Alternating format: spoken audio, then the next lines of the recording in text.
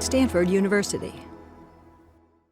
Series of conversations about cars, pasts, we can put plural in there, no problem, pasts, presents, and futures.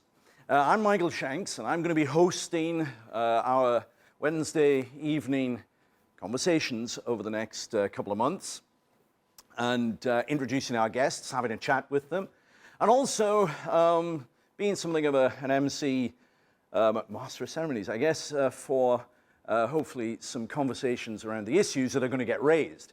And there's going to be all sorts of issues coming up. It's continuing studies who are hosting, but also the Revs Program at Stanford. And as a way of introducing our 10 conversations, I'm going to tell you a little bit about where we're coming from to give some context to what we're going to be talking about. These are our kind of, not official statements, but this kind of gives you the picture as to what the Revs Program is. We want it to be something a little bit different, something new, which pulls together different kinds of expertise, different kinds of communities around something that we think is important and has been neglected in especially terms of serious academic study, and that's the automobile in contemporary society for its life over the last 150 years or so. So the Revs Program at Stanford, 2011, we just launched last year. We want to connect stuff in the way expressed up here on the slide. We're focused particularly on the human experience of automobilia in every sense. Yes, the artifacts, yes, the engineering, but particularly the human side to the automobile. And taking that seriously means we are aiming, no, we're more, we are going to be all-encompassing, transdisciplinary, and pulling in agencies, interests, organizations outside the academy. Because something we all know is definitely with us, happening, has been for a decade or so, and is accelerating. And that is, one way of putting it anyway, is that we are at the end of the era of the internal combustion engine, with all the implications of that in terms of industry, engineering, energy, fuel, and such. But there's a whole lot more to it, because mobility itself is changing. This is going to be one of our topics, the way getting around, being mobile, which has been so much part of our modernity, is changing in ways that I think you might find rather interesting and a little bit disconcerting. So the end of the era of the internal combustion engine, but it's much more. And it raises an issue that's something very much part of my field, because I'm an archaeologist. You might be asking, what's an archaeologist doing interested in cars? Good question. But it's actually because archaeologists deal in the past in the present. And that's exactly one of the issues we have about the car, the past, the history of automobility, and its future. What decisions, what can we do now that is important about ensuring that there is life to the experience, the whole set of importances of automobility in the 20th century? Because if we don't take care, it'll get lost. Those are heritage issues. Here are just some questions to focus that broad set of themes. Caring about the past for the future. And there are issues there. You may not want to care about the past. That may be that, you know, society decides that, no, we can just junk 150 years of engineering, and that's one attitude towards it. But there are a good number of people, a lot of people, who have experiences that say the opposite. That cars, whether you love them or hate them, are a part of everyday life, and that is deserving of respect or concern. I've put the word up here about care. The importance that I've flagged up already of experience, human-centered approaches to what we do with the past, present, and future of the automobile, focusing on people's experiences as well as the artifacts, the stories that make cars so central to experience, historical experience, personal, community, family experiences. it's stories that matter, that bring things alive. And we'll be exploring some of this in different ways throughout our conversations. I'm not quite sure where it's going to go, because they're live conversations. We're going to improvise around it, but it's going to be an issue. And what about this future of past goods, things, artifacts? Typically, of course, that's associated with two major institutions in the world today, the archive and the museum. So one of the key features of what we're concerned with here is, how do we deal with the remains? No, look after, care for the past through using, relating to, connecting to, helping change, maybe, these institutions, archives, and museums. So a question here is, what is the future of the museum? Never mind just the car museum. When we are so interested in capturing experience, how do you capture the experience of driving such that you can keep it alive if you consider it so worthy? Capturing experience then in the archive and the museum, and it will take us into precisely what is driving experience about, in every sense, not just the high end, but the everyday experience. And also the issue of capture of, well, we'll get into all sorts of technological issues here to do with virtual realities, augmented realities, and such, and their implications for the future of automobility, as well as the future of the past of mobility. And there's another one which is a favorite of mine, which is an old notion that has kind of been not lost, but anyway, it's the museum as a design studio. Designers have always been sensitive, the good designers, have always been sensitive about the past in the present relationships to the history of things. Car designers, absolutely. Even if they reject past design, it's not unusually a conscious decision to do so. And now, of course, we're in a world where references to the history of automobility are all over the place in the world of car design. But there's something that goes even deeper into this, which is, and this is where we're working with engineers who are absolutely exploring the future of automobility, which is understanding where we've come from in terms of the industrial design of the automobile, such that we can make better informed, human-centered decisions about where we want car design to go.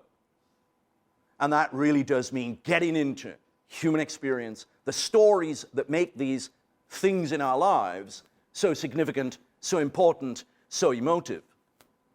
It was in the mid-19th century when museums were being firmly established as key institutional components of the modern nation state that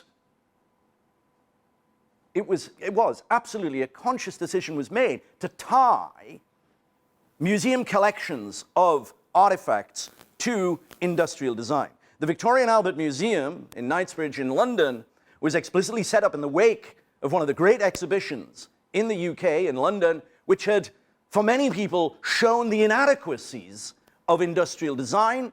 The decision was made to create a collection of decorative arts as well as fine arts, of designed artifacts, such that it would inspire good design in the industrial powerhouse of the British Empire at the time.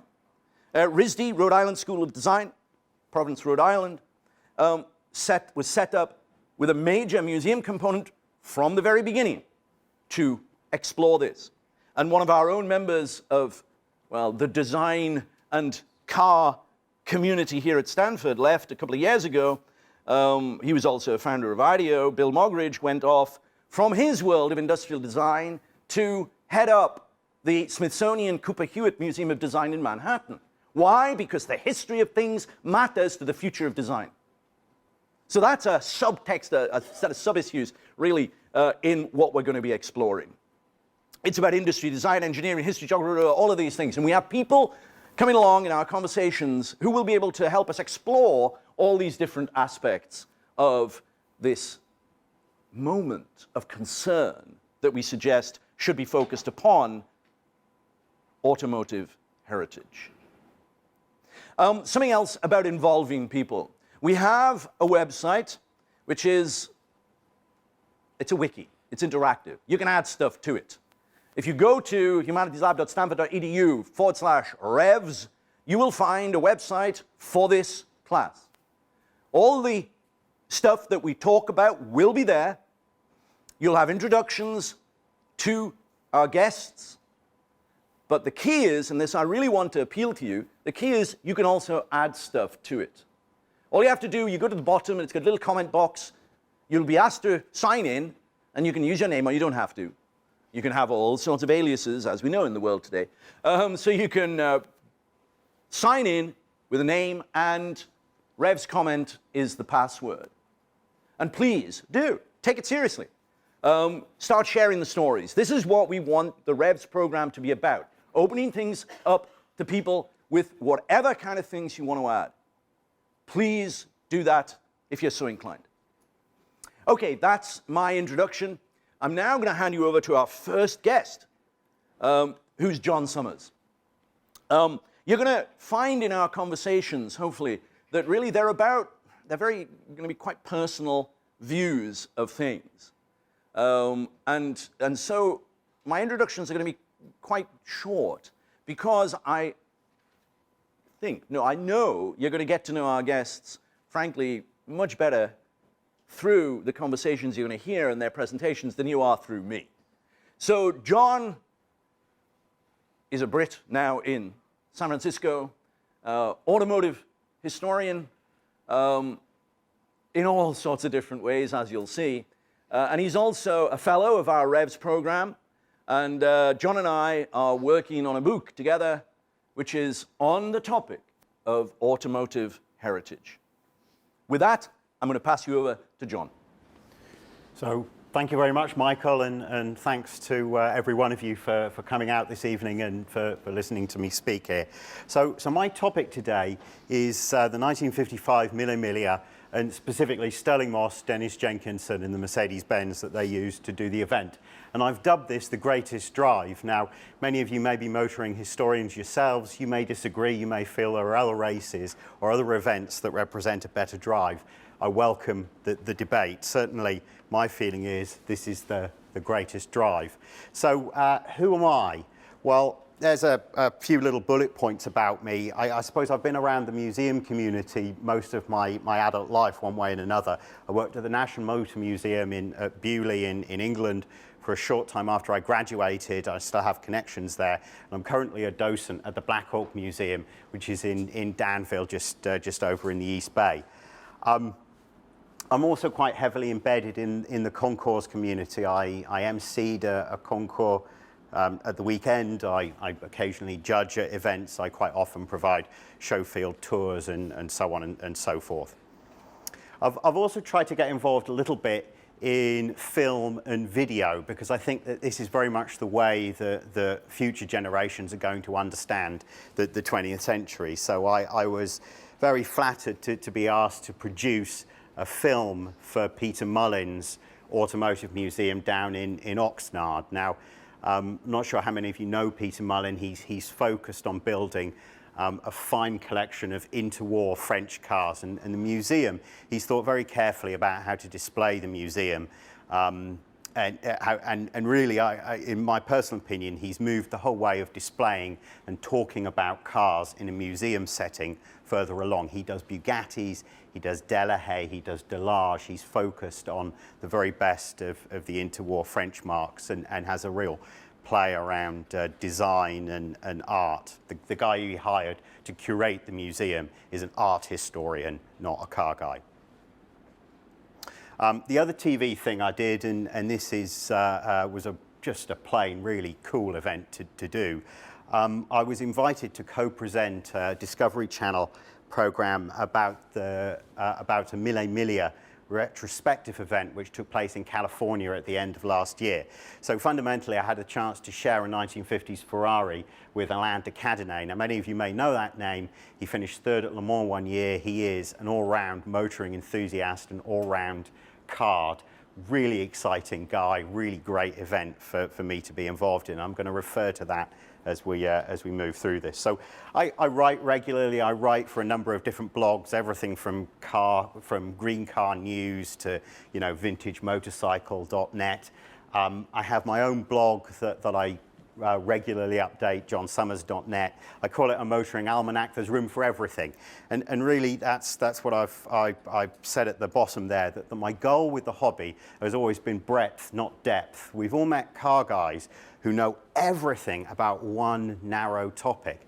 I realized some years ago that I really enjoyed meeting those people, but I also enjoy knowing who knows about something else and taking that knowledge and comparing it with completely different people who have completely different types of knowledge. So it's breadth, not depth for me.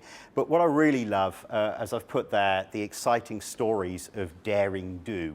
And the 1955 Mille Miglia is about the best boys' own adventure and exciting story of daring do I can think of. So most of us who are into motorsport will be familiar with this particular quote here.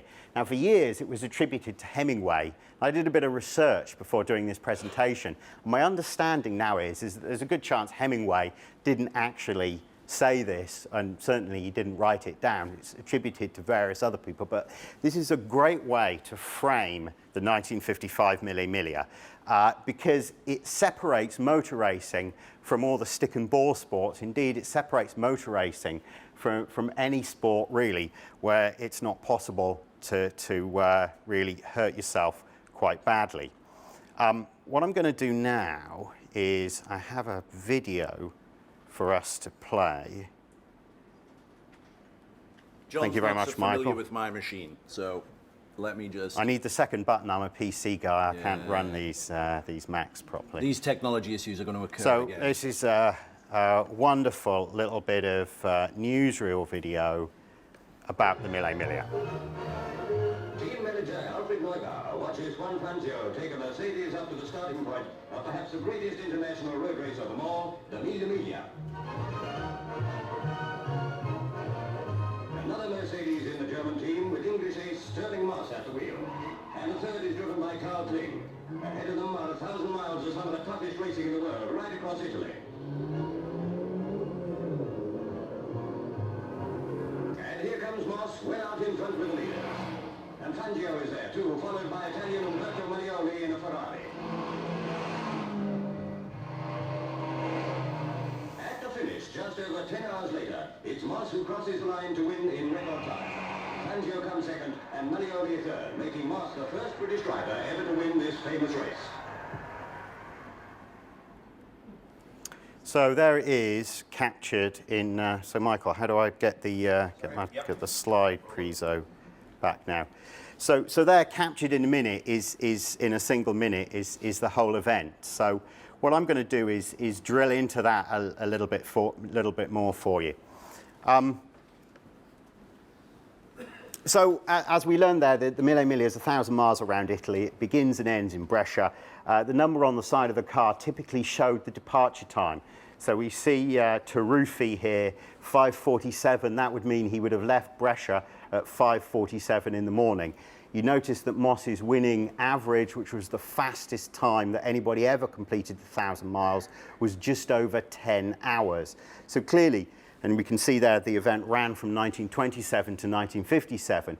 Clearly, in the pre-war period, or for the guys driving slower cars, you would be leaving Brescia in the small hours and probably not arriving until after dark the following day. This is a non-stop event.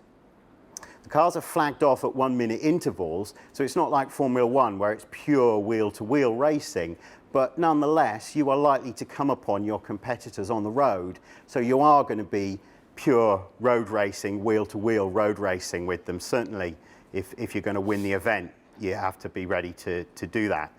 I've put here that the results even today are disputed. So in other words, if you try and look at the results of, say, the 1948 event, you'll find that almost every book, every newspaper you study has different results. So the event was chaotic in period, and even now there's still some disorganization and doubt around who actually finished when.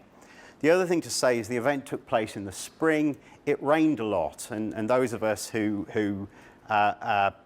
drive even faintly hard will know that driving in the rain and driving in the dry are completely different things. In the rain, you really require a much higher skill level because you can't predict when the car's going to slide in the same way as you can when the road's dry. The next thing I wanted to point out here is that the Mille Miglia in something like 24 or 25 runnings, it was only won by non-Italians 3 times. So in other words, the fact that the Italians knew the roads and drove on them every day made an enormous difference because they actually knew where the road went.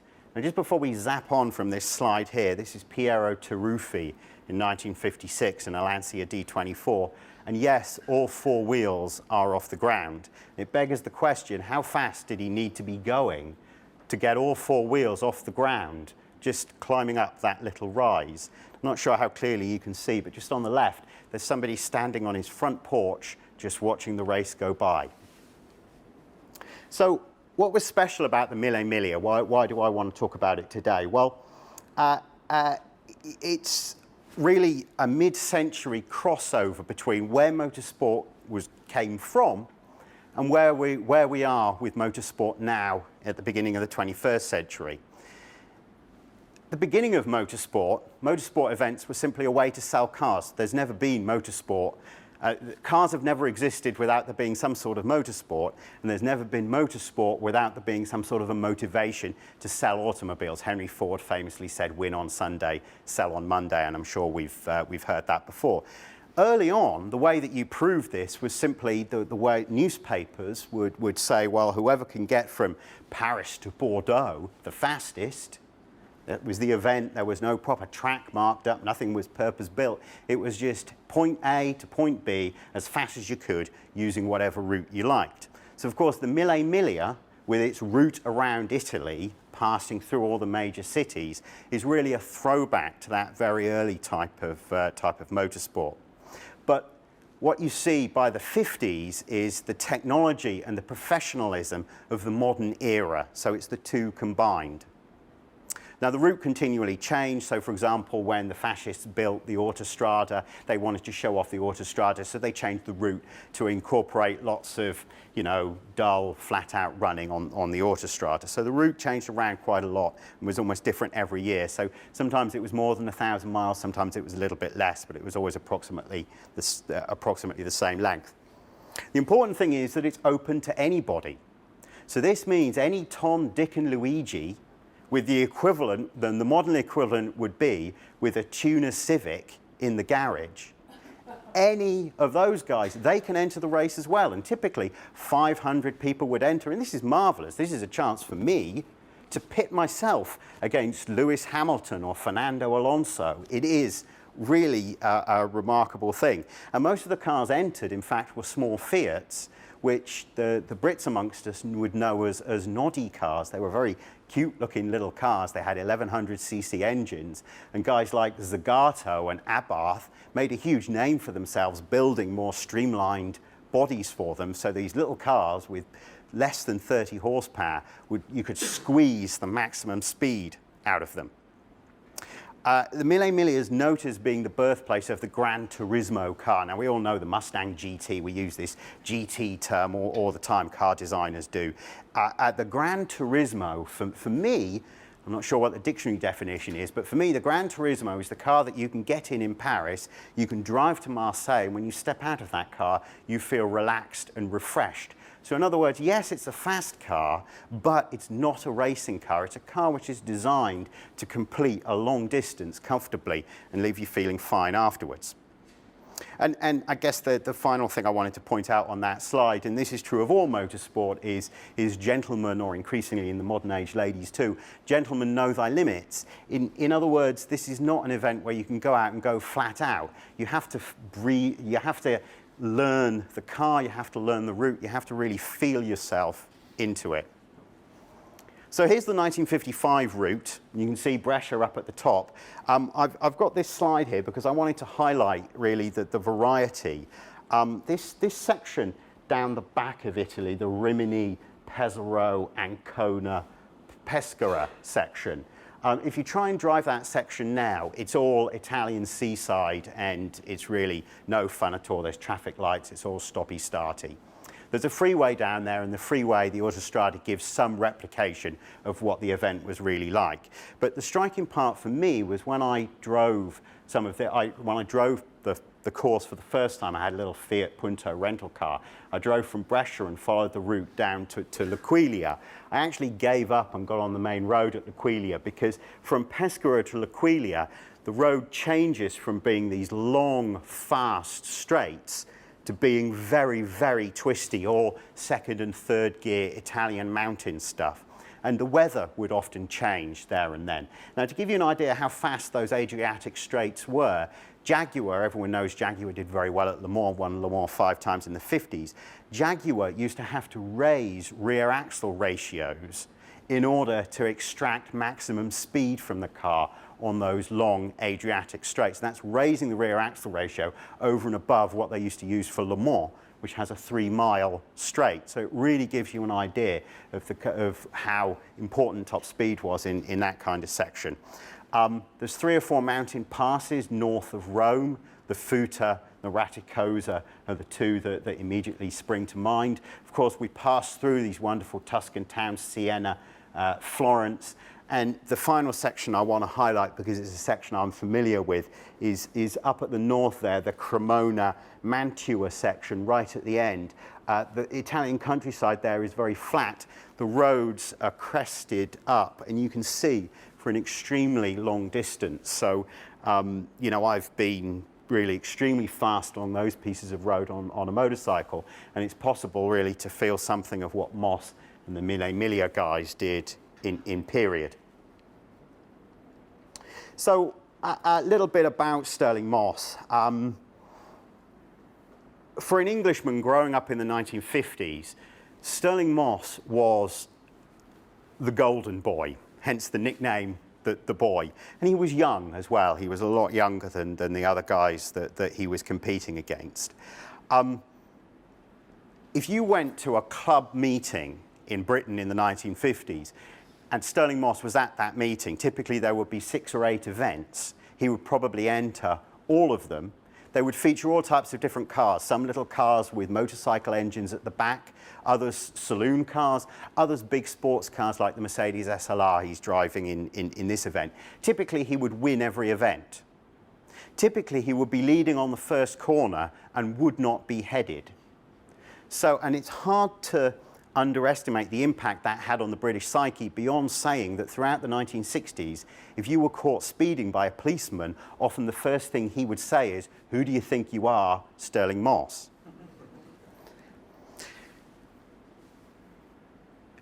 Stirling Moss's grandfather was Jewish. His father emigrated to Britain during the 1930s. The name was Moses. They dropped the middle E in order for the name to be more anglicised. In 1955, Moss, with his father's support, joined Mercedes-Benz, who were returning to international motorsport after a period as being something of an international pariah after the war. Now, the British popular newspaper response to our golden boy's decision to go and join the Germans really was very negative. So it was a controversial decision for him to go to Mercedes-Benz. He made the decision to go in the March. The event that we're talking about took place in the May. So this great event took place just very briefly, really in the immediate aftermath of this controversy. I put there that he's the first professional driver. What do I mean by that? I mean that the guys who were competing before tended to be noblemen, von Trips, Alfonso di Portago. Or they tended to be devil-may-care fighter pilot kind of characters, and Mike Hawthorne is the prime example of that. These were the kind of guys who, they were more like, you know, the NASCAR driver Curtis Turner. They were the type who would go out and get roaring drunk before the event, drink plenty of black coffee that morning, and still compete. And Stirling Moss was nothing like that. He and his father would budget very carefully so they could travel around and live on the winnings, and they would go to bed early the night before, and Moss monitored what he ate very carefully and always made sure he stayed fit, and indeed even wore the riding helmet that his mother had bought for him instead of the cloth cap that Hawthorne wore in order to protect his head in the event of an accident. But there's another thing about Stirling Moss that really stands out, and it's best illustrated by something that happened comparatively recently. In 2010, he fell down 3 stories at the elevator shaft in his own home, and it broke both his legs really badly in multiple places. Now, that would have broken any, quote, normal, close quotes, person in their early 80s, but not Moss.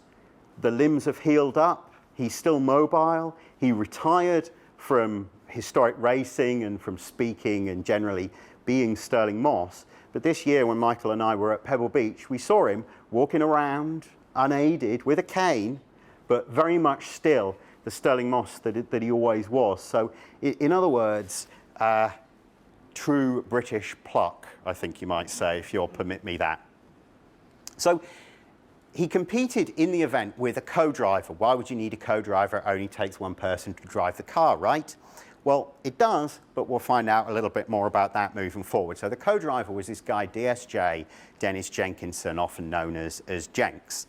So Jenks in the late 40s was a world motor racing champion racing sidecars, and that's a picture of him and Eric Oliver. Now, I've put passenger in quotes there because clearly a sidecar passenger doesn't just sit there and do nothing. Rather, he moves himself around, acting as movable ballast, enabling the combination to corner more quickly. So this involves great coordination and trust between rider and driver, and these two were champions. Now, to illustrate DSJ's attitude, as he and Moss crested the top of the Futa Pass 5.5 hours into the 55 Mille Miglia, Moss remembers DSJ rubbing his hands in anticipation at this racing descent down a mountainside. Now I'm really going to see some driving, was the attitude.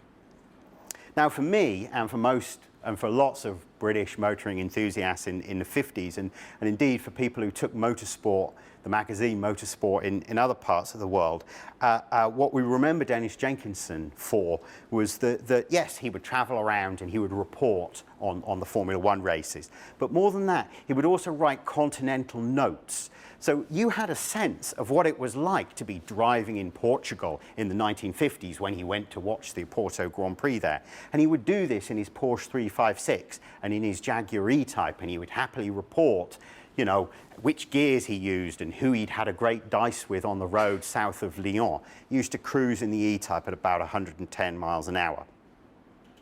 Now, Motorsport magazine for a long time carried the tagline, "The authoritative voice of the sport." And when I was preparing for this presentation, I realized, of course, that authoritative voice was Denis Jenkinson's. So in World War II, he was a conscientious objector. And indeed, he's often referred to as cantankerous and perhaps not the easiest guy to get along with. Now, he had a huge falling out in the 1950s with BMC, the British Motor Corporation. This was because he said what he thought of a BMC product. I think it was the Austin A90, which I'm not sure if you were unfortunate enough to get here in the States. But really, it wasn't a very good car, and DSJ said so in Motorsport, and as a result, BMC refused to give him any cars. And I've highlighted it there, give Motorsport any cars to test in future. And I've highlighted it there because it speaks directly to Clarkson's falling out with Toyota, and I'm not sure if you're familiar with this. I'm sure the clip is around on YouTube, but in the mid-90s when Toyota launched a new Corolla, Clarkson began his review of the new Corolla walking down a row of white goods, fridge freezers, washing machines, tumble dryers and so on. He walks past the Corolla, stops at a fridge freezer and starts talking about the car. The other thing to say about DSJ is a wonderful British eccentric. He tested a Lotus Formula One car on public roads near his home. in Berkshire on Christmas Day one morning. The house had no electricity. Yeah, so all around a wonderful crank and English eccentric. So let's look at the car somewhat.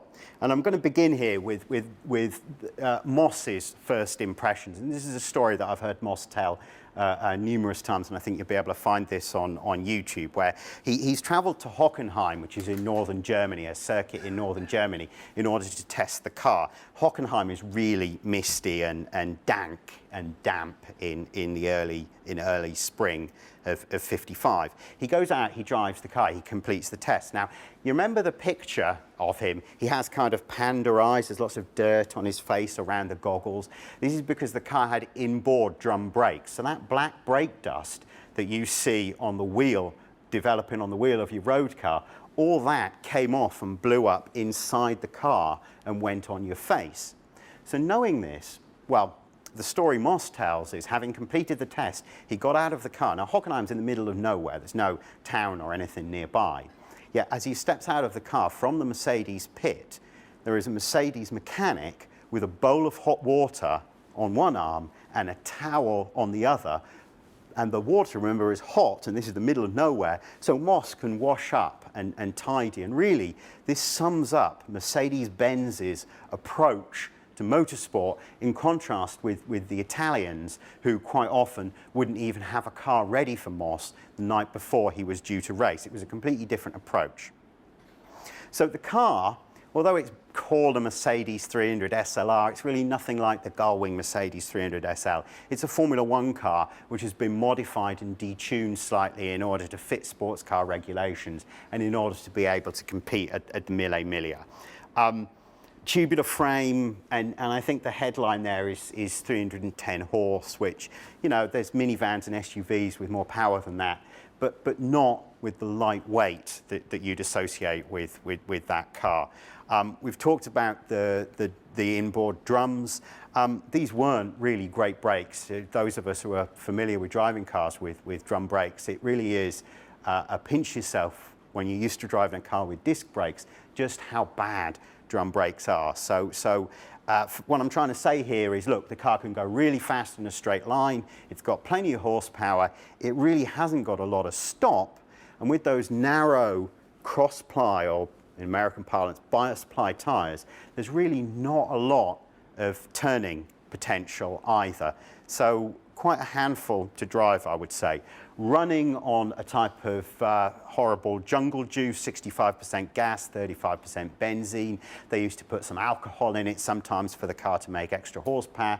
And for the Mille Miglia, 70 gallons of the stuff in non-flexible tanks around you in the cockpit. Now, the interesting thing about motorsport in this period, with this confluence of the traditional city-to-city format and these increasingly high and World War II plane technology fundamentally driving the development of the cars, the interesting thing here is that top speeds increased enormously quickly. So, you know, this car's good for 175. The Mille Miglia winning car in 1948 was maybe only good for 125 or 130 miles an hour. By 1957, the top 4.4 litre Ferrari is probably good for 190 miles an hour. This is on public roads. Remember the Cremona-Mantua section right at the end of the circuit? Remember these really pretty crappy bias-ply tyres? So you're beginning to get a sense that this is a roll of the dice when you get in the car and when you begin to compete. Now, I mentioned that I did this wonderful event in this 56 Ferrari 250 GT where they land to cadenate. I'm not sure how many of you are familiar with Highway 33 in Southern California. If you ever get the chance to drive the road, you really must. If you're a biker, it absolutely must be a bucket list thing to do. It's the classic California Californian, beautifully surfaced, winding road up into the mountains, winding road back down again. And when I did this event with de Cadenet, the road was quite open and clear. De Cadenet was familiar with the car that we were driving by that time, so he was able to really show me some of his skills.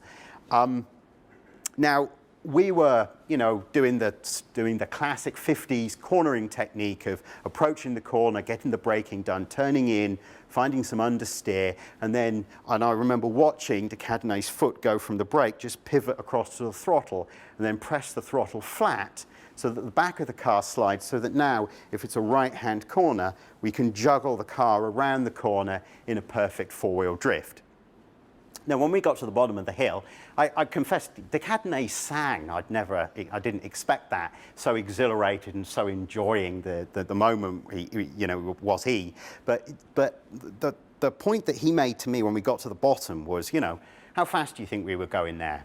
We probably never went over 110 miles an hour. Probably most of those corners, we were going through them at 65, 75 miles an hour, that kind of speed. In 1955, when Sterling Moss won the Mille Miglia, he would have been doing at least twice those speeds. And that is a real pinch yourself moment. Drive 33, ride it on a sports bike or something like that, and think of the speed that you're doing and compare it with Moss averaging 99 miles an hour and topping out at $1.75. I guess the other thing that I want to say here is, look, this is a particularly iconic car. There were 5 great sports motor races in 1955. This car won every event. It was leading leading Le Mans when the Le Mans disaster happened, and Mercedes-Benz withdrew the whole team. So the car is a true icon, motor racing icon, but it's an absolute icon for Mercedes-Benz particularly. Moss put the car off the road numerous times in the Mille Miglia. On the Targa Florio, Peter Collins threw the car off the road completely, and the locals pushed the car back onto the road. The notable thing, and this really speaks to Mercedes-Benz brand values now, was it didn't break down, it didn't overheat, it didn't fall apart, and he came home a winner.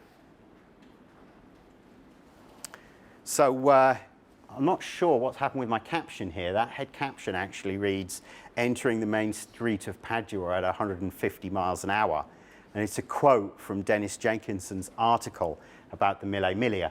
Now, Michael, is there going to be a handout of that article? Is that coming? So there is a handout on the website, which is the story, the Denis Jenkinson's story in Motorsport magazine of the 1955 Mille Miglia. And that's part of the reason why I'm talking about this event, because yeah, it's a great motorsport, it's a great motor race, but the story, the way that Denis Jenkinson shares it with us, this to a degree, in a way, makes it even greater. So the stories are spread over a few months in motorsport because it's continental notes as well as the race report. It's widely considered the finest piece of motoring journalism. It is, in my opinion, one of the patrons of the Revs Program certainly feels that way about it as well. The articles detail the level of preparation that Moss and Jenkinson went to. So this is taking practice cars, Mercedes 300 SLs, Mercedes 220As, and doing laps of the circuit, and not just them, Kling and Fangio, the other guys in the team, doing that as well. There was even a 300 SLR mule that was used simply for testing. Now, John Fitch is an American driver who didn't compete in the Mille Miglia, but competed in the Carrera Panamericana. That was an event that Mercedes had competed in the earlier 50s, and it's similar to probably maybe arguably an even tougher event that used to take place in Mexico. Now, during the planning of that event, Fitch had begun thinking about what you could do to give you some idea of what was approaching in terms of, what a corner was like, whether when you were approaching a brow, whether you could just keep the throttle flat over that brow because the road went straight on, or whether in fact there was a sharp turn over the brow and you should get some braking done. Because of course, if you don't know where the road's going, you have to lift off a little bit, and that's costing you time and ultimately probably going to cost you the win. So Denis Jenkinson, in consultation with John Fitch, came up with what he and Sterling Moss called the loo roll. So this is a map of paper rolled onto it in a little box. And Jenkinson, during the race, would roll the loo roll from one roller to the other roller, and looking through the little window screen in front of him, he could see, because of the practice they'd done, he had marked up on the map exactly where the bad bends were, exactly where the level crossings were, exactly which crests you could keep the throttle flat over and which crests you needed to be careful over because, you know, there was a hazard around the corner on the other side. Now, the interesting thing with this is that if you watch modern World Rally features these pace notes to this day, and really the Moss, Jenkinson stroke John Fitch map idea, which kind of began with the Carrera but really came to fruition properly with the Mille Miglia. They were born on this event. It's really the birth of, as I say there, the birth of pace notes. You know, Mercedes-Benz and Moss and Jenkinson, there's a significant tessellation there in attitude. So Neubauer, the team manager, the Mercedes-Benz Gullwing, we're familiar with that car. They're worth $700,000 or $800,000 now each. They're an absolute blue chip collectible car. In 1955, this was the bee's knees supercar that you could use. Moss and Jenkinson were given one and heavily crashed it into the side of an army lorry whilst practicing for the event. Now, they were, like naughty schoolboys, worried that the boss of the factory would be cross with them and give them a dressing down, because that's what Enzo Ferrari would have done. That's what the Orsi brothers at Maserati would have done. But Neubauer's not worried about that. We can build another car, we can't build another Moss, was the comment that he made. So looking more closely, so look, I've mentioned there some of the Italian aces, and I've put a number of them up there because it really gives you an understanding of how this really was an Italian home event which you and as a foreigner were really going to struggle to compete in. Now, I've highlighted Castellotti particularly because there's a wonderful piece in the DSJ article where Castellotti actually passes Moss on the road. And the description is of him sliding around all over the road and using all the pavements, you know, all the sidewalks as well. And indeed, Moss gets the better of Castellotti because Castellotti has to stop and change tyres because he's driving in such a wild, aggressive kind of way. So what we're saying here is look, this may be. You may not know what's around the corner, but that doesn't stop the Italians, particularly driving as if it was a Formula One Grand Prix, and as if you can confidently expect the road around the corner to be clear and there not to be spectators or sheep or anything else, or indeed a crashed car blocking the way. Moss's run was not without incident. I've highlighted a couple there. Read the article. You'll find there's numerous more. I think there's at least 3 incidents where the car leaves the road. Pescara particularly, the route across the square had changed and they understeer into some straw bales, pushing in the front of the car. Again, Mercedes over-engineering. It doesn't break the radiator. It doesn't stop the airflow. The car doesn't overheat and continues to perform the same way as it did before. In one half spin, Jenkinson somehow managed to get his finger in the open gate when Moss banged it into reverse, so he got his finger trapped in the open gate.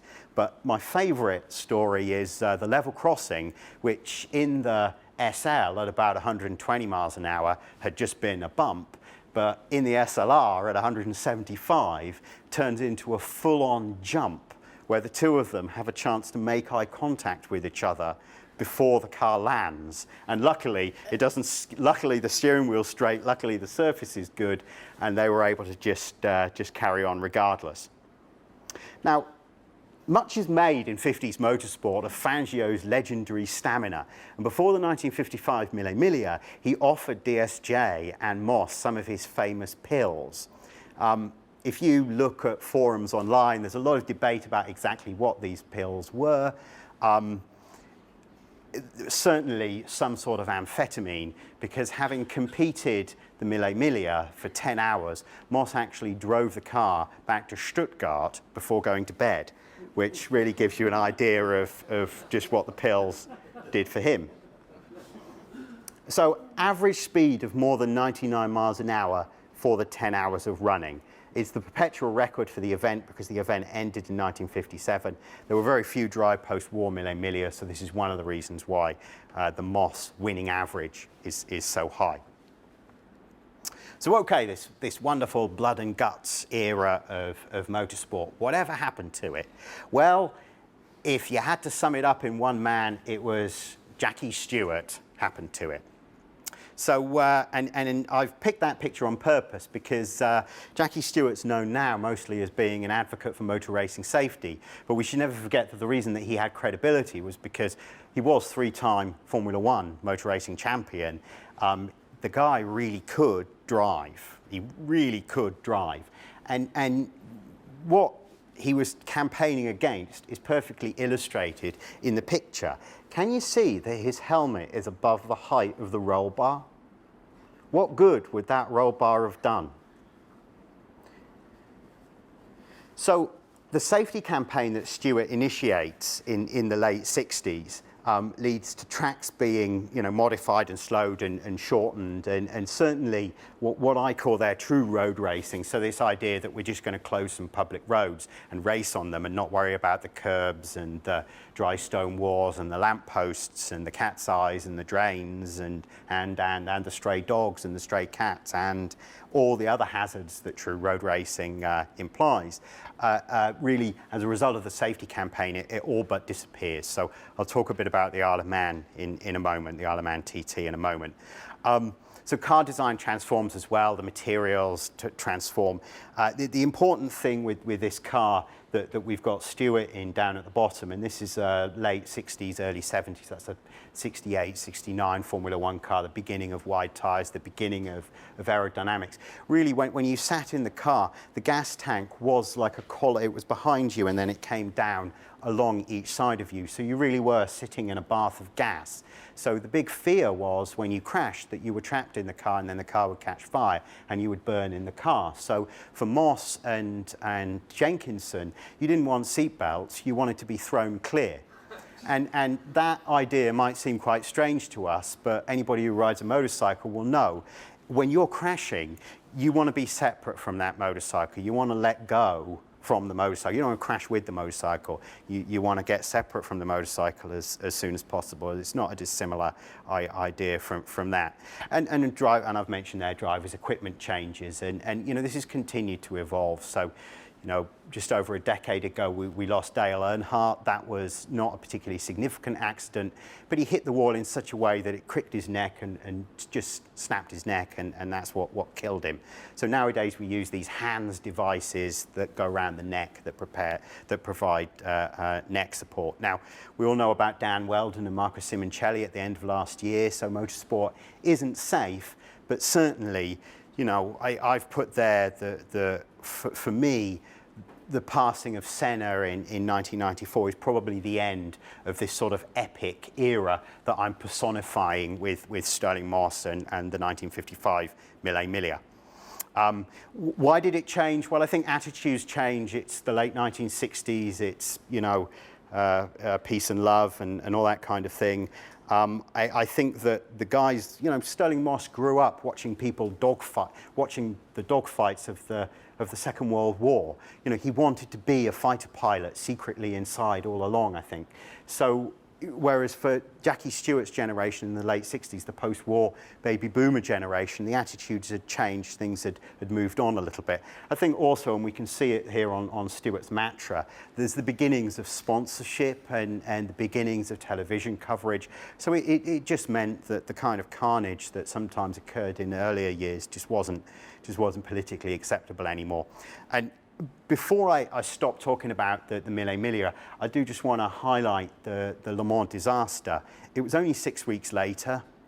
It was a teammate of Fangio and Moss were sharing the chassis number 722, the car that we're talking about, the car that we're talking about for the Mille Miglia. One of the other cars in the team was launched, crashed into another car which an Austin Healey, so it had a swoopy back. So it launched up quite high, was doing 140 miles an hour, something like that, and went into the crowd. So 81 people were killed. So the Swiss banned motorsport. It was the end of the Carrera Panamericana. It was the end of a lot of road racing events. So really, it occurs very close to this period that we're talking about and this sort of greatest race of the epic period, if you will. So I want to jump forward a few years now, 40 years now, and talk about Senna a little bit. And there is a bit of continuity there. Senna was killed on May the 1st in northern Italy. Moss's great win was on May the 1st in northern Italy as well. Imola, the town, the circuit where Senna was killed is only 60 or 70 miles from Brescia. Now, for my generation particularly, I'm 38. For my generation particularly, Senna is really a quite incredible lightning rod.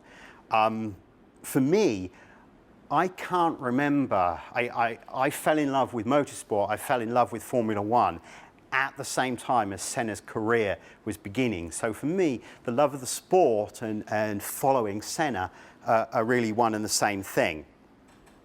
And I want to, I've put there that he was visibly faster than everybody else. And if you talk to any commentator, they will say that about him. He brought a higher level of commitment, and there was a frightening level of aggression there that quite often to pass, he would create a situation where it was either the other guy yielded or there was an accident.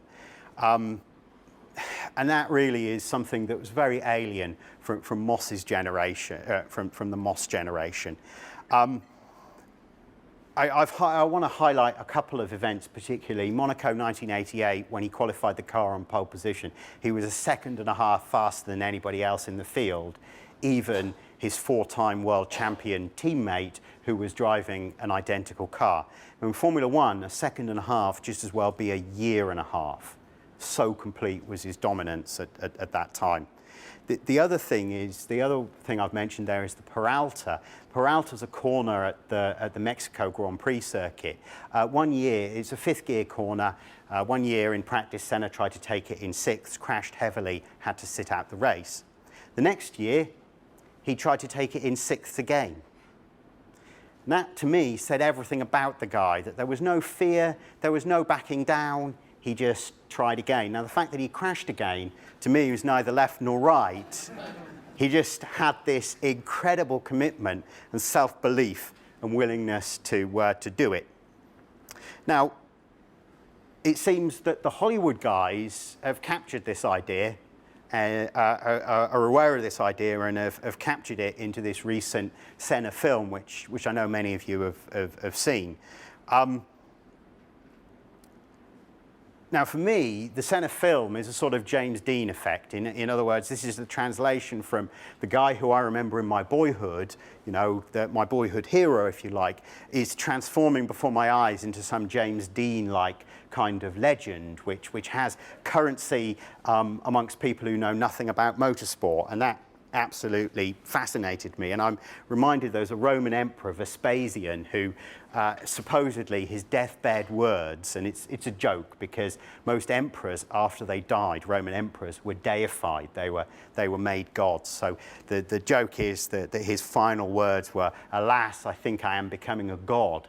And to me, I almost see the same thing with Senna, that we've moved away from an objective perspective on him towards this. He's acquiring this sort of godlike status. And the film, because the film isn't history, it's myth, does that really moves us a significant way down that road. Now, I'm obsessive about Senna and motorsport, so I made sure I was at the San Francisco showing of the Senna movie because the director, Asif Kapadia, was going to stand up and speak, and I was fascinated by what he had to say. In some ways, that was more fascinating to me than the film. So what he says is that he's a sports journalist, not a car guy, and believe me, it showed, because a lot of the best motor racing history was left on the floor. So us Formula One fans will know that Senna's finest moment probably was the Donington 93 Grand Prix. Well, in order to make his film work, Capaldi dropped that out completely. If you followed Formula One in the 80s, you know it was about Senna, Prost, Mansell, and Piquet. It was the big four. Well, Mansell and Piquet, they ended up on the editing room floor as well because they didn't fit the film structure. So what was the film structure? Well, it was the classic Hollywood 5-act structure, Shakespearean-style 5-act structure. And in order to build the climax, it was important for Capaldi that the period between 1992 and 1994 be a period of where you didn't actually see Senna driving the car. That part of the film is told without any actual motor racing going on. So you couldn't include Donington 93 because it just didn't fit in with the plot. What that means is that it's an accessible film for people who don't like cars. So my wife hates cars. She says the sound of Formula One cars gives her a headache. She loved the film. Well, I loved the film as well, but what I loved about the film, so she loved it because of the 5-act structure. That's what made it accessible. What I loved about it was the fact that Capaldi had got inside Bernie Ecclestone's vault. So in other words, Bernie Ecclestone, the boss of Formula One, has had a film crew separate from what we see on TV, recording Formula One through the late 70s, right the way through the 80s and the 90s. This is a completely secret vault. And he gave Capaldi access to that vault in order to have the film, to get the film made. So for me, I knew the story, but what I'd not seen was all the film in front of me. And it's significant, this, because for the film to be able to turn Senna into some sort of motor racing James Dean, it needs to have veracity and credibility with car guys, as well as having veracity and credibility for the non-motoring enthusiasts, if you like. There's a stylistic point as well. There's an absence of talking heads in the film, so that makes it much more watchable. Missing from the film, and this is Sam Posey, not me, missing from the film is the sense that you have to form your own judgment about this, but my opinion is that Senna felt that God spoke through him. And certainly in 1988 at Monaco, he talks about how he was outside of the car just watching. He wasn't inside the car driving. He was outside the car just watching. And this is in sharp contrast to Michael Schumacher, who was dominant for the decade following Senna's passing. He's all Germanic, he's all working well with the team and bringing in electronics technology. He doesn't do this sort of spiritual channeling which made Senna so compelling to watch years ago, and of course makes him such a compelling figure to make a film about nowadays.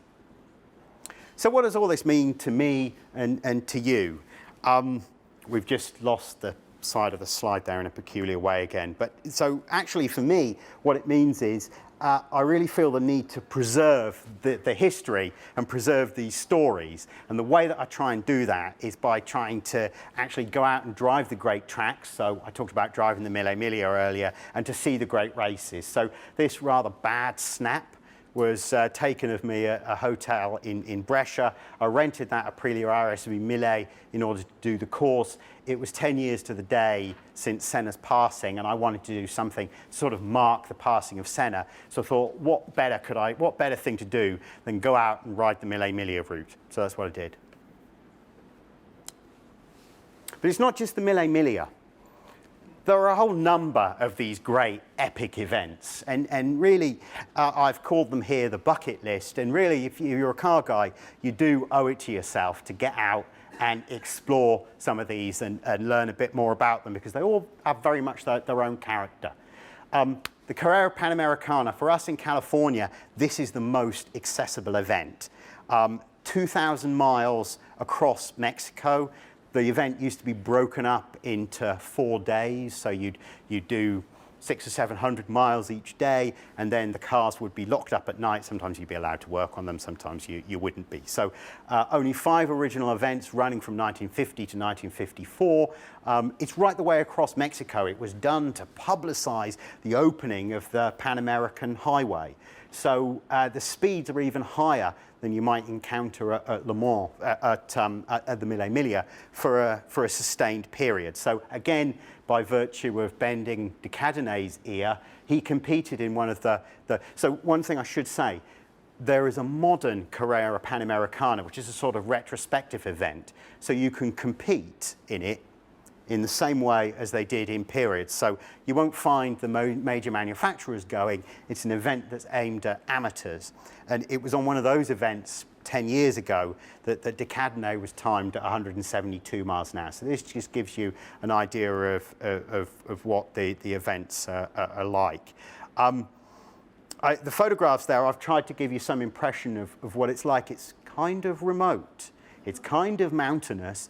And what that doesn't show you there is just how abrasive the circuit is. So the car that we had on the first day had pretty good, for the first day, had pretty good tyres at the beginning of the first day. By the end of the first day, we'd scrubbed all the tread off the front tyres. I don't just mean like a little bit, I mean literally lifted all the tread off the front tyre because the surface is so abrasive and the corners are banked. That's how quickly you can go through them.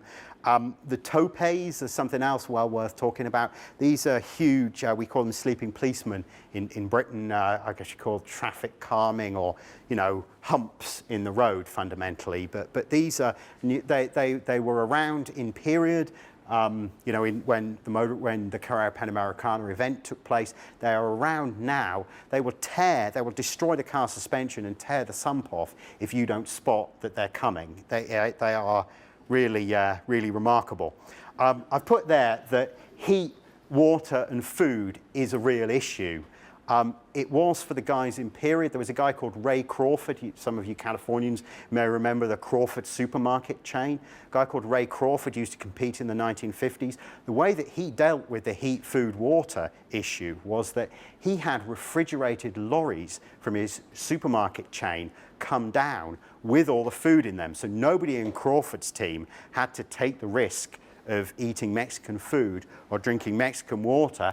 Everyone could just consume from the Crawford supermarket truck. And I've put there, we broke 2 rental cars in 3 days. That really tells you everything you need to know about how absolutely abrasive the course is and what a car breaker it is. And the final thing there is you need a car with a roll cage. One just little story, we were on a long descent, car's top speed, Dodge Avenger, maybe 115 miles an hour, something like that. And about 300 yards ahead, a donkey just came out from a ditch on the side of the road and walked slowly across the road and then went into a ditch on the other side of the road. And that was when I thought, all right, I'm confident that the guy driving is not going to throw the car off the road, but I'm not confident that we're not going to hit a donkey and then it's going to come up on the roof, and yeah, I'll leave the rest of that to your imagination. Okay, the Targa Florio. So this is Sicily, southern part of Italy. And this is one of the oldest motor racing events in the world. Count Vincenzo Florio in 1902 decided he would run a motor race. Originally it was right the way around the island. They changed the course a lot. The famous course is called La Piccolo Madini. I'll get it out eventually. The photographs there are of the grandstands, which were on the main road into one of the towns. So I've not caught any cars there, but that road there is one of the main roads on the island. The beautiful thing with the circuit nowadays is that the course is bisected by a piece of autostrada. So all the traffic that's actually going somewhere uses the autostrada. And only local traffic uses the actual Piccolo Madini route. So that gives you a remarkable chance to get out and actually explore what it was like for the Nuvollaris and the Varzis and so on, racing on the Targa Florio in period. So the last event, there were rallies and things like that, but the last pure race there was in 1973.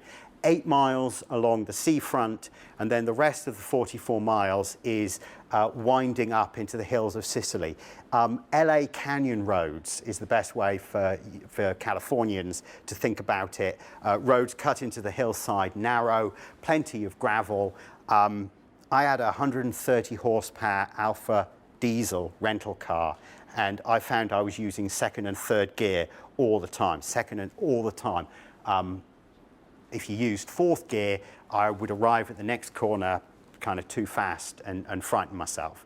So really, that gives you an impression of just how twisty the Targa Florio course is. You know, and apart from anything else, Sicily is a fabulous travel destination. So I really suggest that you get and do that if you're a car guy. So there's a couple of others here that I've highlighted. Le Mans is really the only one of these epic events that still goes on for cars, and they've changed the course a good deal. So the Mulsanne Straight used to be 3 miles of pure strength. So the best way to build a good lap time and therefore win the race was to have the fastest car going, have the biggest engine, the highest top speed. That's how come Ford were able to beat Ferrari in the late 60s. The course has now changed, so that is chicaned up to slow the cars down a little bit. White House used to be a real kind of fast sweeping corner, and that has been changed and is considerably slower than it used to be. But it still counts as an epic sport because, to me, as an epic event, because one thing you can't change about Le Mans is the speed differential between the slow cars and the fast cars. And this means if I'm driving one of the prototype Audis, I'm going to be passing guys in Porsche GT3s at more than 100 miles an hour quite often. And the way the sport is at the moment, if I dither behind them for 2 corners, if I do that over the whole 24 hours, that is the difference between me winning the race and me losing the race. And if you followed Le Mans on speed recently, you'll see that that really is very much the case. And the second one here is the Nürburgring Nordschleife. So this is a purpose-designed track, but it was designed really as a test bed for cars. And so in a sense, it's a closed circuit like Sears Point or Silverstone or Laguna Seca or something like that, but it's 14 miles long. Parts of it often look like other parts of it, so it's quite easy to forget where you are or think you're in one place of the circuit when actually you're in another place. Now, why does that matter? Well, it really matters if you come over a crest and you think the road goes left, but actually it goes right. Unlike a lot of modern motor racing circuits, there's very little runoff. There's Armco now. There used to only be trees. The other thing to say about it is it does have this recurring theme of one corner, one's maybe left-hander, which will lead into a second tighter left-hander, which will lead then into a much tighter either left or right-hander. So in other words, you need to go through the preceding 2 corners with a mind to knowing what the third corner looks like. So I guess, you know, for Laguna Seca or Sears Point, it's kind of technical. You need to think your way ahead, but rather than there just being half a dozen or a dozen corners to learn, there are about 190 corners to learn. It's considered still the supreme test of man and machine. If you watch Speed, you'll know that Corvette are running a commercial at the moment crowing about how fast a production Corvette can get around the circuit, and that really says everything, that it still represents this gold standard. I'm just going to say a word about this white BMW 5 Series. If you go, make sure you organise in advance to have a ride in the BMW Ring Taxi. It's quite expensive. It's €180. It's very difficult to organise because of the booking. But fundamentally, this gives you a chance to experience the lap, experience a lap alongside a professional. So the guy that drove me around, me and a couple of friends on one of my friend's bachelor parties, the guy that drove me around was an ex-DTM Deutsche Touring Masters driver. He'd done about 700 laps in a car, about 300 on a motorcycle. That's a BMW M5, and the thing that sticks in my mind about the lap was that the road's a one-way toll road, so you have to, that's the legal status. It's legally not a track, it's legally a one-way toll road. And the thing that amused me was after he paid the toll, we accelerated away from the pit, and the first thing he did was push the M button on the steering wheel to give the car because you know with those BMWs, they're normally only 400 horse. You have to push the button before it kind of goes into Psycho M mode and gives it the full 507 horsepower. So he pushed that button, then he helped me adjust the heater controls on the seat, and he was helping me adjust the sort of, you know, the fans blowing cool air up my butt crack. He was helping me adjust those as the car passed 150 miles an hour. So this, to me, is really the only epic motorsport event that's still left, and really this is an absolute bucket list thing. So this is cars past, present and future, and I've blurred it into motorcycles. Sorry about that. But really, this event needs to be talked about. And for a lot of these guys, for a lot of the great motor racing drivers, they were motorcyclists as well. Most true car guys, Clarkson's the exception, most true car guys are bikers too. So the Isle of Man TT is 37 miles of closed public roads around a small island that's equidistant between England and Ireland. It has a special legal status, which is why you can race on public roads in Britain. Normally, racing on public roads in Britain requires an act of Parliament. So, you know, I'm making the point here that, look, these roads are crowned, there's cat's eyes, you know, it's through 25-mile-an-hour school zones. The event was first run in 1905 for cars, 1907 for motorcycles, and the island is a peculiar place that really does warrant a visit because it's sort of northern England and sort of Monaco. It's sort of northern England and there's lots of chip shops and pubs and the standard of living isn't terribly high, but it's sort of Monaco in that there's no tax, there's no income tax on the Isle of Man. So they get an enormous amount of income from tourism. And the Isle of Man TT and the other motorcycle races they run are a big part of that. So the TT isn't a single event. It takes place over 2 weeks. And the way that flights and ferries into the island are structured are such that you have to go for at least 3 days. Now, I went for 3 days. I expected to watch 2 races. Rain stopped play, and I ended up only being able to see 1 race.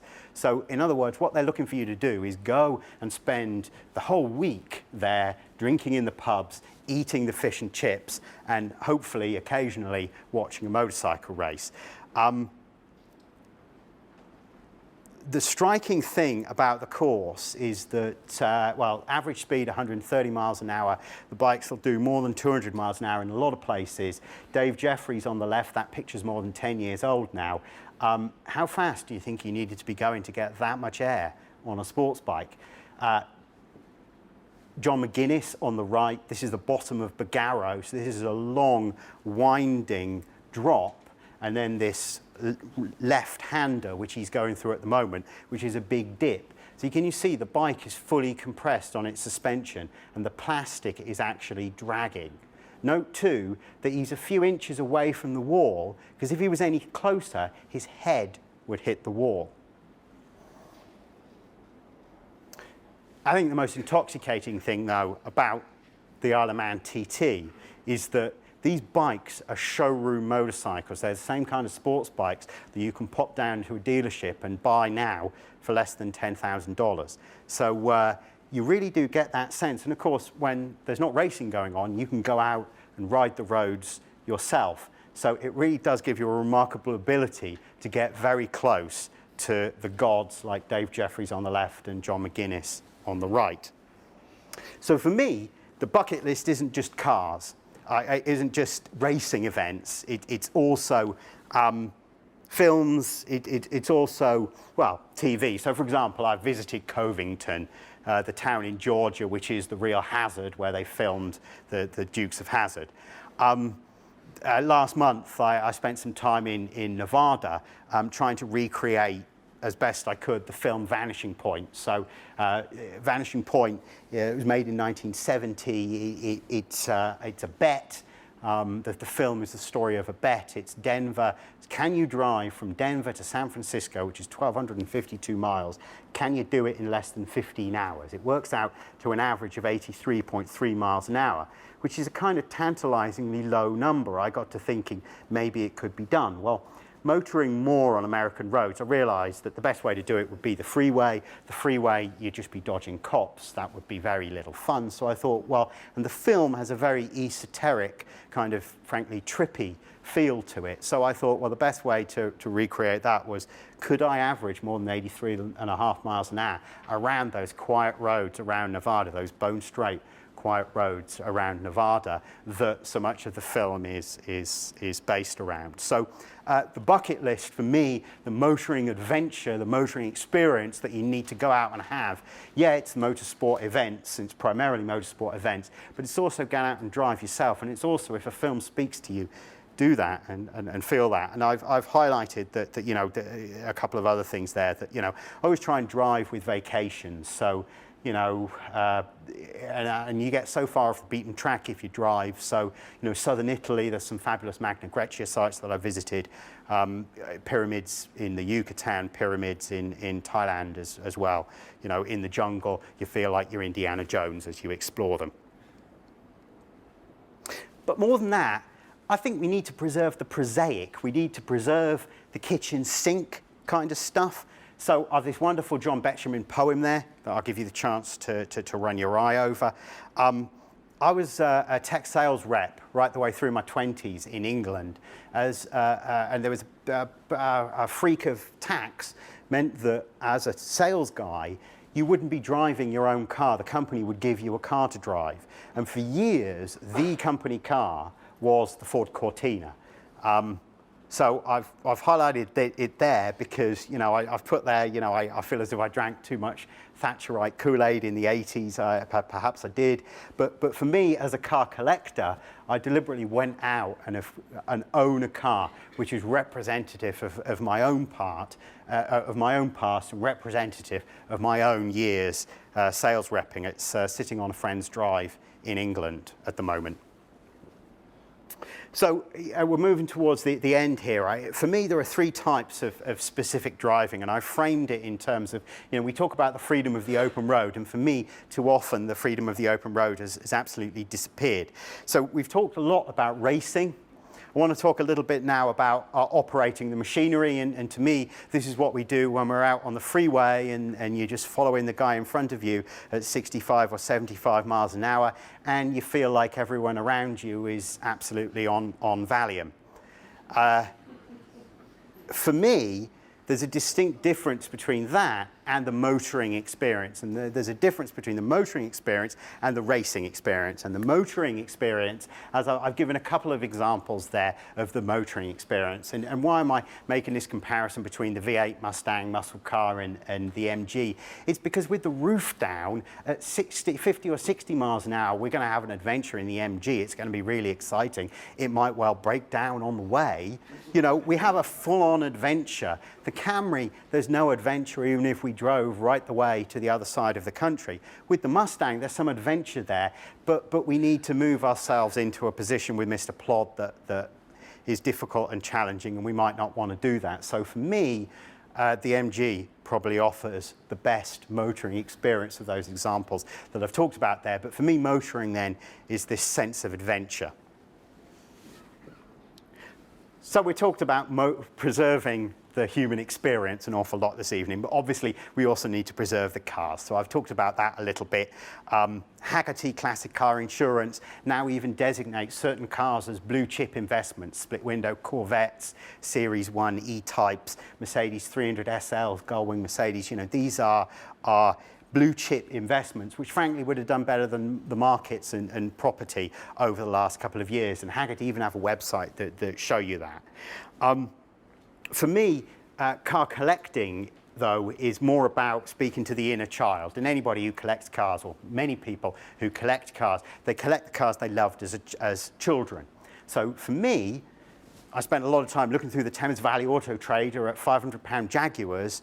Those are the cars that I like to collect now.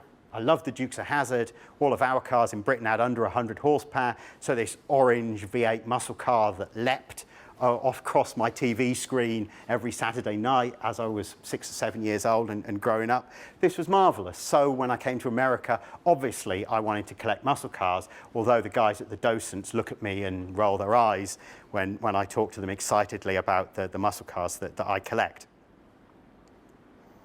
There's real majesty in the decay for me. I don't like the shiny and new. I much prefer the car to really show the scars, the marks of experience. I think that really says it all. And the better the new car, and we see a lot of these, especially in the muscle car space, the better the new car to me, it's neither of the late 60s nor it is of now. It's neither now nor something. It's floating in sort of a historical vacuum. You can't even get out and drive it for fear of hurting its value. So for me, when I say save the steel, I mean save the steel in a format that you can use it and drive it, and it's familiar to you. So finally, a little action plan. So I always call my obsession with cars when I'm talking to my wife, I call it a hobby, because that downplays how important it is to me. Through the Revs program, I've encountered this term advocacy, that really it's more than that, and I think that's a great way to think about it. And certainly if you style yourself as a car guy, don't call it a hobby, call it an advocacy, because this really is a lifestyle. It's a whole approach to doing things, and also it's something we need to preach to people around us if these ideas and great stories like Moss on the Mille Miglia are going to carry forward.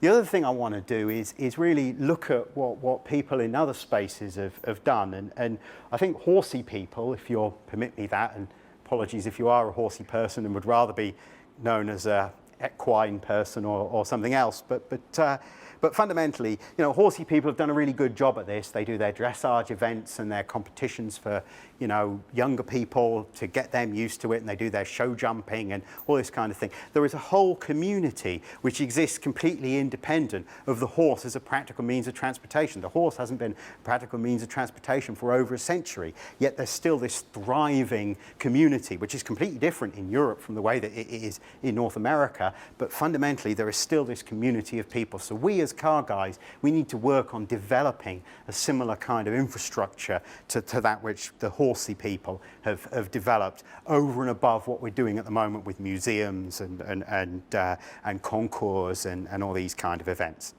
I think we also need to work hard to support in Europe FIVA, and in America, the Historic Vehicle Association. These are lobby groups which are working very hard to keep old cars on the road. So in other words, what we're saying here is we're stopping legislation coming along which will force old cars off the road and will stop you from being able to drive them on the road. So in essence, you're trying to stop that situation now, where if you wanted to drive a horse and buggy on 280, it really would be a bit of a nightmare for you. We're trying to stop that from happening somewhat, and I think they're doing well moving down that road. And the final organisation I want to mention here is the Vintage Sports Car Club in Britain. They really do quite a good job at creating these kind of horsey events, in that there's something for everything, for everybody on the VSCC calendar, whether you're completely new to the VSCC or somebody who's been involved in it for ages. There's an event for you. If you have an Austin 7 that can only do, 35 miles an hour flat out, there's an event for you. If you own the 24-litre Napier Bentley, there are numerous events for you to participate in as well. So that's my last slide. I'm not sure how we're doing for time here, Michael. Pretty good. We're going to take a break. Are we going to take I have a little video for us to go to break with. If we put the video on, and we'll take a break. How do I 5 minutes? How do I find the to refresh? Okay. How do I? Thanks, John. How do I pull you the? Want the? It's back on YouTube, is it? It's back on YouTube, yeah. Apologies if I overran there a little bit, guys. Where are we? We're back in Chrome. Which one is it? So what I've got for us here is a little bit of onboard footage from the Isle of Man TT. Commentating is Guy Martin. Look him up online. He is a really remarkable character. I'm just going to jump us 30 seconds. Okay, take 5 minutes when you're ready. Run over the top, get it straightened up, and Big folks would say they're going through a flat on bike, and I think you probably could if you really went for it, but you'd lose time. You'd lose time. I think the quicker way is to roll through the top and drive through, so that's it. Going through rail there, probably 60 watt, but doing 180, 90 mile an hour through the bottom, I suppose. So anyway, I'm just getting ourselves sorted up for, oh heck, I'm terrible at names, but it's Quarter Bridge. We're just going out of Quarter Bridge here, and See how close he was to the dry stone wall? And that was the slow corner, and another slow corner just coming up here. You're alright, you might make a tendency, but the time you make up, you can lose on the run onto the long straight. So just get your way around and just get the throttle on nice and early. Just a bit of a bail there, just get as close as that you can. It'll be a good run here into I'm terrible at names again. Union Mills. Going into Union Mills. This one here, little left hand kick, I'm sure it's not got a name, but that'll take you a couple of hours of practice to get that flat, but once you've done it flat on the silver bike, you'll do it every time. And Union Mills, back to there, back another here, and then get on the throttle nice and early. The bike just all settles just a little bit there as you come past the filling stage. You need to get on the throttle, you see the bike sort of moving about on the back tyre, trying to protect a bit there as you're coming out, but that's it, get everything tucked in now, get your backside on the back of the seat, get your elbows tucked inside your knees and just keep a pin. Now the first one's flat here, through there, that's flat, not a problem, you'll do that first night practice, but the second one isn't flat. And I've heard folks say they can take it flat, but I'll tell you what, I don't think you can. Back one here and drive through, you see, you come out and you say, look, there's loads of road left, but try and go any faster over that, and the bike sort of lifts it over the top of the hill and you'd end up going into the back there, so slower is faster. But now, crossing, seriously fast corner, I'm psyching myself way back there for this corner. You see, maybe a little lift of the throttle there. This is the second lap of the race, so I'm not going to go through there any faster, that's as fast as I've been through there. But that's take you a full week of practice to get that anywhere near flat out. So I'll get me sent. It'll take you a full week of practice to get that anywhere near flat out. And I mean, the rest of the laps like that, I'm not going to drive you through the whole thing, but the thing to emphasize about that is that the way he talks about it is that through practice you will go progressively faster, so you go progressively closer and closer and closer to those dry stone walls. It really is an incredible thing, the Isle of Man TT. Thank you very much.